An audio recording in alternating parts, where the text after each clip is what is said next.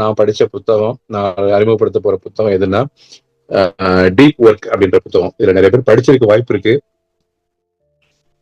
இத எழுதினவர் யாரு அப்படின்னா கால் நியூபோர்ட் அப்படின்ற ஒரு என்ன சொல்றது, ஒரு சிறந்த புத்தகம். இவர் வந்து முன்னாடி so good they can't ignore யூன்னு ஒரு பெரிய புத்தகம் எழுதியிருக்காரு. அதுவும் வந்து நிறைய விற்பனைக்கு வந்த புத்தகம்.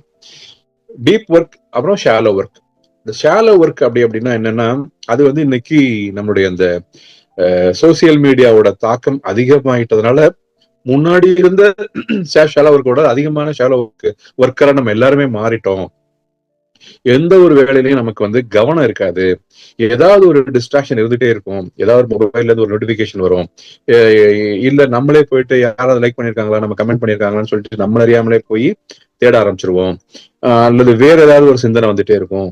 ஸோ இந்த மாதிரி ஒரு டிஸ்ட்ராக்டட் லைஃப்ல இருந்துட்டு இருக்கிறதுனால நம்ம செய்யற வேலைகள்ல வந்து ஒரு முழு பங்களிப்பு இருக்காது அப்படின்னு சொல்லி சொல்றாரு. நமக்கு தெரியும், இங்க துபாயில எல்லாம் கூட டிஸ்ட்ராக்டட் டிரைவிங் அல்லது டிஸ்ட்ராக்டட் டிரைவர் அப்படிலாம் சொல்லுவாங்க. மொபைல் பாக்குறதுனாலயோ அல்லது வேற கவனச்சிதறல்னாலயோ வந்து ஏற்படக்கூடிய விபத்து தான் அதிகம்னு சொல்லி நம்ம துபாய் போலீஸ் சொல்லிட்டு இருக்காங்க இல்லையா.